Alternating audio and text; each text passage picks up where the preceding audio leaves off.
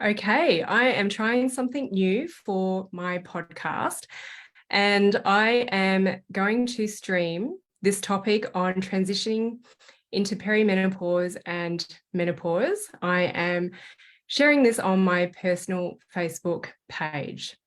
So let's see how this goes. For those of you who are not familiar with my work, I don't actually share a whole heap about it on my personal page.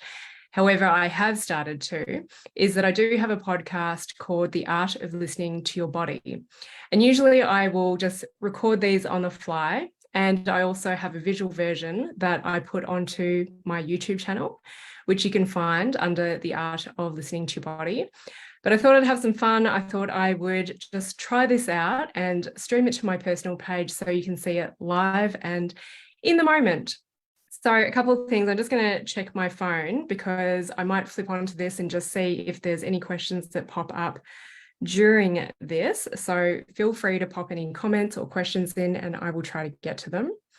Before I start talking about perimenopause and menopause from maybe a perspective that you haven't heard it addressed from, I'm going to talk a lot about emotions, stored emotions, energetics, and really to help you transition into this phase of life, because so many people look at it as a condition, but it is an inevitable phase of life that you will go through, is that my solution always comes back to learning to process your emotions.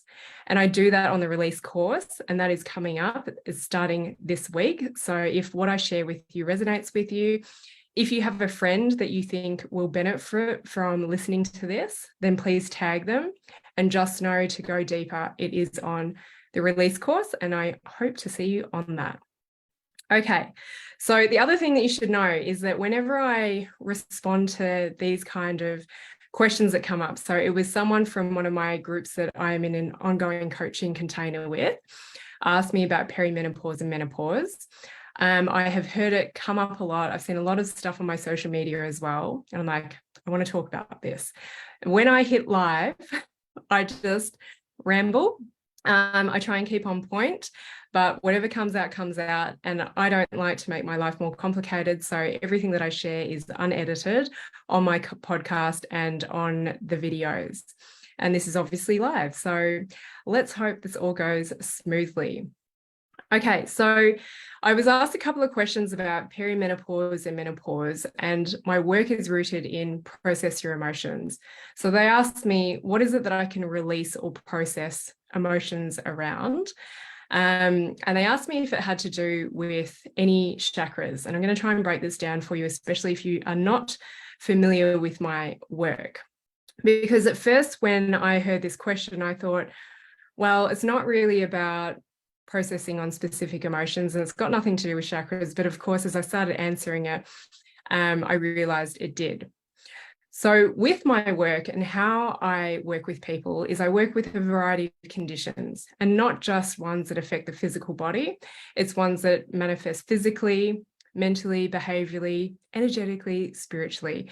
Basically, we have all sorts of fascinating conversations about anything and everything in life, but most people are attracted to learning about their emotions and how to process them because they have some sort of undesirable manifestation. So the topic of conversation is perimenopause and menopause. But the thing is that the work that I do is not necessarily about a condition, a disease state, an illness, a label. It is more about how does this manifest for this individual person? So this actually carries through many conditions, not just perimenopause and menopause. But for example, perimenopause and menopause, as I said, is simply a transition and a stage of life. But the symptoms that someone would experience, and we usually talk about these stages of life in a more negative way, is very individual. So we hear a range of things like hot flushes, night sweats, anxiety, insomnia, depression, heart palpitations, like the list goes on for what you could experience if you were going through perimenopause or menopause. But not everyone's going to experience that. And really my focus is that you can transition into this stage of life without having undesirable manifestations. But a lot of people reach what I call a crisis point, where they get into so much discomfort or state of pain that makes them think, okay, what can I do to fix myself? What can I do to help myself? So we go through many transitions in life. We go from the baby, the toddler years, the childhood years. We often don't overthink it. We just do it. We go into the teenage years. And for women, there's menarche, the onset of your first period. And we know that some girls can have their period at a very young age, some into their teens or their late teens. Then you go into adulthood. And then you have, for some, childbearing years, or what we just call childbearing years. Not everyone has to have a child. Not everyone is able to.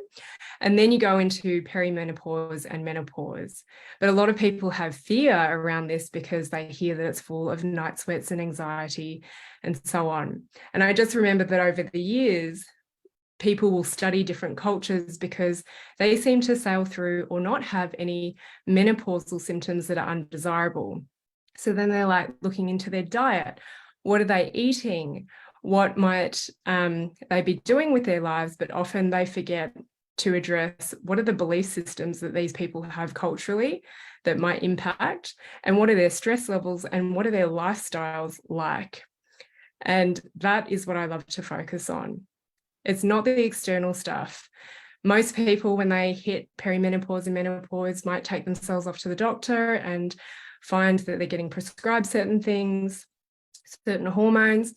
Some people don't want to go down that track. And again, I'm not against that, but it's just, can you be intentional? Can you look at the deeper stuff before you look at these things as a quick fix?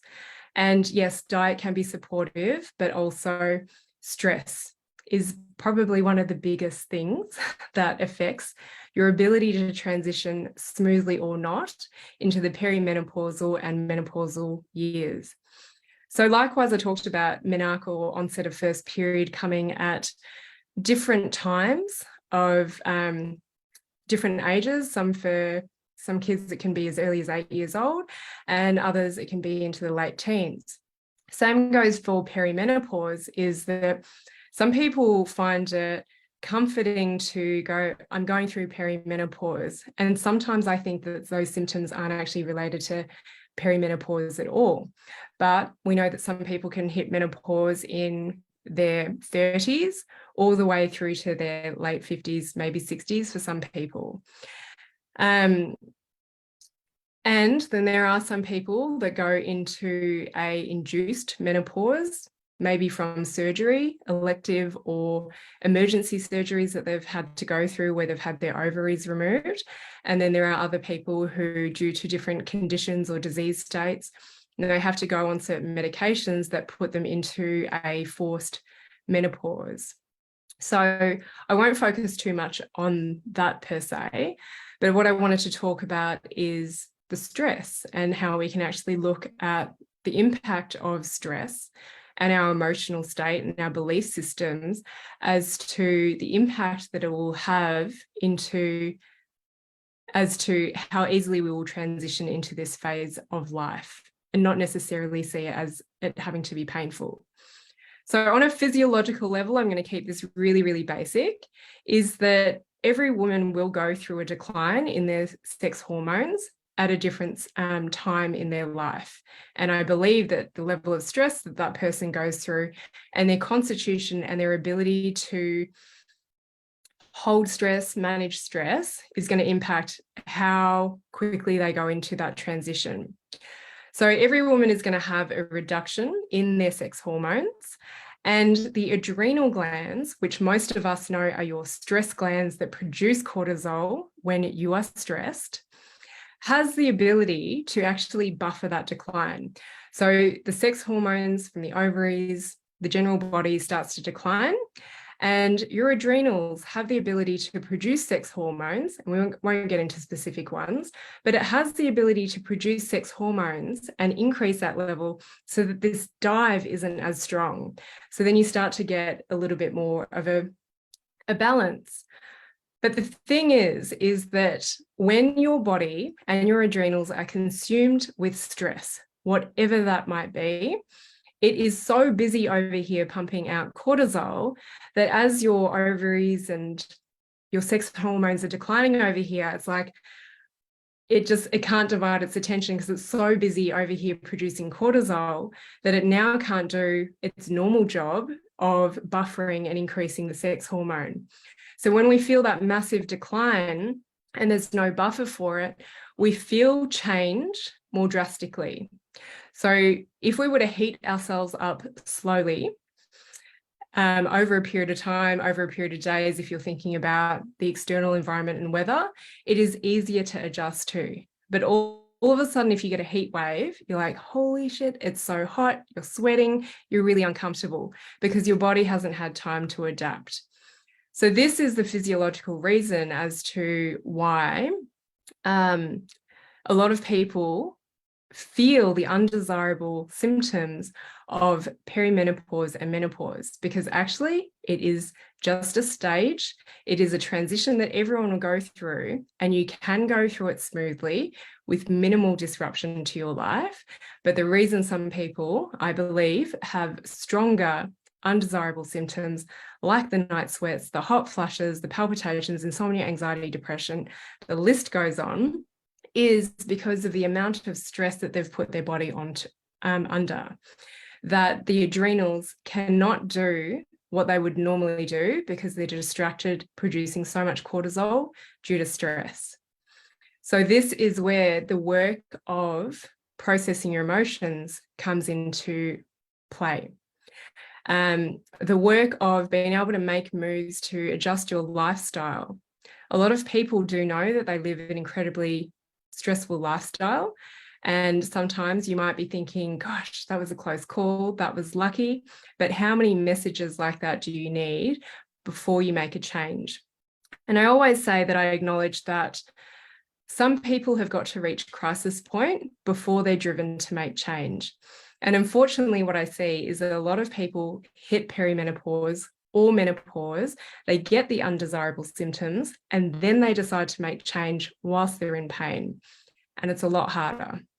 And so this is where it's really easy to grab at a diet or go and get a bunch of testing, reach for patches, take supplements. But I want to try and help some of you, if you maybe you're in perimenopause, maybe you're yet to reach it, maybe you're in your 20s and you're like, I'm going to set myself up for whenever that transition happens, that it's going to be easy. That is what I would love. For another example is when I help people or when I'm coaching people around pregnancy, it's like we don't do the emotional work whilst you're pregnant or once you've had the baby, because it is a little bit more challenging, not impossible, but it is so much easier and better to do it when you don't have something additional to focus on, like your adrenals are distracted with stress, so they can't actually do their job. Do this personal development work, this emotional work, when life is feeling good, and you can start to access the most incredible messages. So yeah, this might catch you in perimenopause, or maybe your menopausal symptoms are just kind of tickling. They're not too major. They're not distracting you from functioning day to day. And maybe this work of processing your emotions and creating some space in your life and making changes is going to pique your interest and go, oh, there is another way. And plus, we're not just going to hyper focus on this, we get to live life at the same time. So stress, what is stress for me? Well, stress is stored emotions. It is the beliefs that we have around life as well. And I will often share with people that you move through life and you have these experiences, and all of them are associated with emotions, highs, lows, good, bad, whatever it might be. And these emotions want to be processed. However, there's a couple of reasons we don't process our emotions. I won't go into that, but we store the emotions. And these emotions get stored as a source of stress. Everyone can compensate until they can't compensate anymore. So this might look like in this scenario that someone goes through perimenopause in their 30s. It might look like someone else having a higher tolerance and better stress management. And they might transition in their late 50s. So those stored emotions will manifest in a certain way. And for someone going through perimenopause and menopause, it may be hot flushes for someone. It may be anxiety for someone else. So that's why I say it's not even so much about the a condition, like I'm not calling perimenopause and menopause a condition because it's a normal stage of life, but say if we went to, a rheumatoid arthritis as a condition, every single person is going to manifest their rheumatoid arthritis in different joints and to different levels of discomfort. So same as perimenopause and menopause is not necessarily what are the emotions related to this perimenopause, menopause label. It is what are the symptoms you are manifesting that are undesirable? Where are you feeling them in your body? And therefore, that's when we can get into the work of chakras. This is what one of my people asked is, what do I need to release on? Well, I said, this is individual on you and what symptoms you have and where they manifest in your body. That's going to give me an indication to help you be aware of what emotions you're storing to then process so that these emotions are not stored in your body as a source of stress and manifesting in these undesirable perimenopausal or menopausal ways. So you might want to just rewind that and listen to that section again. But that's where this work of emotions and its contribution to how we express ourselves physically, mentally, behaviorally, energetically, and spiritually, it is very individual. So it's not just about the condition, it is about how a person will manifest that condition and all of their history. And then you process those emotions and those little pockets of stored stress are no longer stored in your body, so they don't cause the undesirable manifestations. The other big thing that I wanted to talk about was that actually this is more also about to help the transition is grieving over the life that you once had. So some people do not realize how unpleasantly they viewed or spoke to their body until they no longer have the thing. So in my release work, I teach people to grieve over the loss of body parts, which may have electively been removed or via emergency removed. But I also teach people to grieve over a life that they once had or a body that they once had. So often I find when people go into menopause, or especially the induced menopause where they have to take medications or have certain organs removed due to certain disease states, they go into forced menopause. All of a sudden, it's a very sudden change. And they realize that, for example, they went through life absolutely hating on their period, seeing it as an inconvenience, never embracing the cyclical nature and the gift that it is, or embracing the femininity around it. So sometimes what has to happen in this stage and in this transition is actually grieving the life, the body, the functioning that you once had. Sometimes it is acknowledging the fact that you didn't appreciate your body and you get to change that from here on now. From here on in, sorry. But the reflection process is really amazing. And so again, this can be very individual what comes up for people, but this is a key thing in a transition is to be able to process and actually acknowledge how it is you viewed or treated your body. Now, there are some people who very much embrace their menstrual cycle, their period, and yes, that can contribute to a nice transition into the menopausal stage, but also there's other factors, stored emotions, stresses, etc. So it's just interesting for maybe to have a think about if you are in that menopausal stage is, have you kind of just hated on your body for a long time? Or have you actually appreciated and accepted it for what it has given you? These natural cycles that go through your body and how maybe you used to try and manipulate it or see it as an inconvenience. So there's just so many levels to this. And I've got to stop myself from going like too deep because I'm keeping this relatively general. But yeah, perimenopause, menopause, I do see so many people work on it when they're in it, which is when I'd say that you're in a relative amount of pain. I want you to know that you can actually sail through it. move through it with minimal discomfort, but the work starts before you get to that stage. If you are like, phew, yep, these are perimenopausal symptoms, sometimes we find comfort in a label, in a diagnosis.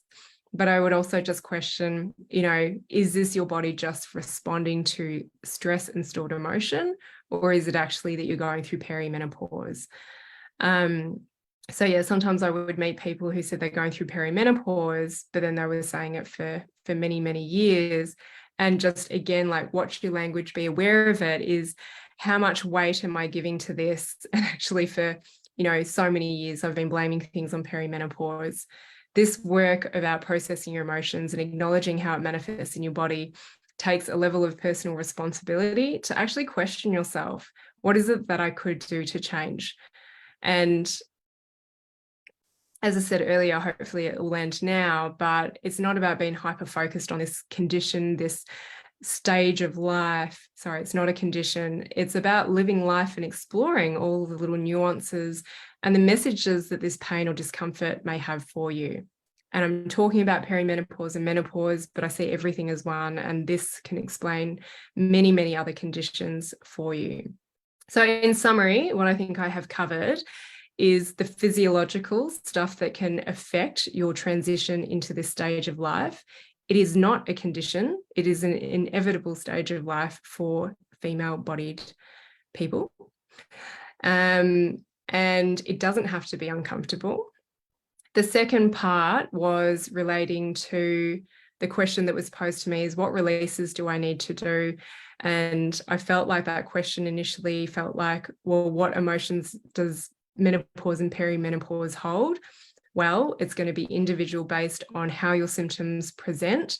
And that's going to tell me what emotions you might be storing based on where in your body and how in your body you are expressing these undesirable manifestations. That is stuff that I unpack in my release course or in one-to-one coaching with people. And then the third part, I've done so well with this. I've gotten so far and now I've lost my train of thought. This is what you get when I do it live and unedited. Oh, the third part, thankfully I remembered. Okay, the third part that I actually think is really essential, and this was the answer that I had when I read this person's question, was to, it's a process of grieving the life that you once had before you got into this stage. So I'm not just speaking to people with perimenopause or menopausal symptoms. I'm speaking to people way before that, and I hope that I can pique your interest to do the preventative work. I'm in my late 30s. I'm 38, I'm pretty sure. And I have been working on myself to be able to navigate any transition and challenge as best to my ability. And I hope that in over a decade's time, even more, over a decade's time, I hope that I will be able to report back that I was able to transition through this. I thought I was going to wrap up, but something I just realized when I was sharing that last part is I'm always big on practitioners doing their own work. And what I love about learning about Eastern philosophies and being able to view conditions as more of an individual thing, not like we treat every condition the same. It's taking into account the person, is that when you're working with people who have been through perimenopause and menopause and experienced it out of, the shifts out of pain, is that sometimes we've got to be aware of the people that we might be working with and the biases that they might have. I hope that's making sense. There are a lot of amazing practitioners out there. I've had a lot of discussions with them, but what I hope is that a lot of people recognize that you don't have to wait until you've got the symptoms. And if any practitioners are listening to this, is just checking in, are you modeling off your own experience, or are you open to that there can be many experiences out there?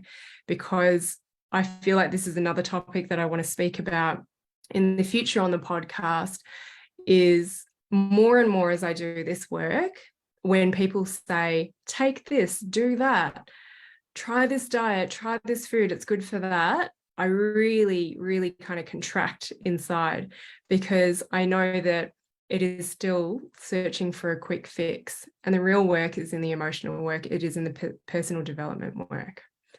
All right. So thanks for tuning in. Thanks for letting me try this out, this new thing where I record my podcast, but you actually get to see it live in the moment. You can find my podcast if you search The Art of Listening to Your Body on your podcast platform. If you don't know what a podcast is and you want to listen to the other podcasts I've done, please just send me a message and I will send you a link. You can also see the visual versions if you prefer to just see like some of my sign language that I use when I am recording. Then I also put all these visual versions of the podcast onto YouTube. So please tag a friend if you think that they're in this stage of life transition, or just you enjoy what I share. I do really appreciate the feedback. Would love to know if you want me to do this more, where I just record my podcasts whenever they come up for me and I share it to my personal page. Yeah, this is the platform. This is the way that I can share information that might take longer than 15 minutes, because that's where Instagram caps me. That's where I'm most active. So there's lots of different ways to find my work. And yeah, if you are ready to dive in, then the release course starts in a couple of days. I never know if I'm going to run this again. I always feel into the energy of it about a month or two beforehand. I have historically run it twice a year for the last 3 years. But yeah, a lot of people say next time, like, there might not be a next time. I don't know. So I would love to see you in some capacity if you're ready to dive deeper. This is not just about conditions, physical well-being. It is about anything and everything on so many levels and so many fascinating conversations. And for you, it might just start with perimenopause and menopause, which, remember, is a stage of life. It is not a condition.